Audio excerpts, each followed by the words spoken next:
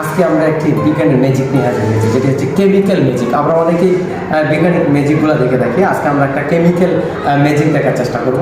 সেক্ষেত্রে আমরা একটু এদিকে যদি দেখাই, সেক্ষেত্রে আমরা কিছু কেমিক্যাল, আমার সুবিধাতে আমি কিছু আগে থেকেই রেখেছিলাম, আর কিছু পদার্থ আমি এখানে দিলাম। সেক্ষেত্রে আমরা একটা পদার্থ ব্যবহার করেছি। সেক্ষেত্রে আমার ম্যাজিকটা হচ্ছে, সেক্ষেত্রে আমরা যেটা করতে পারবো সেটা হচ্ছে অনায়াসে আমরা দেখতে পাচ্ছি যে একটি ম্যাজিক, সেই ম্যাজিকের মাধ্যমে কিন্তু আমি একটি গ্লাসে আগুন পর্যন্ত ধরিয়ে দিয়েছি।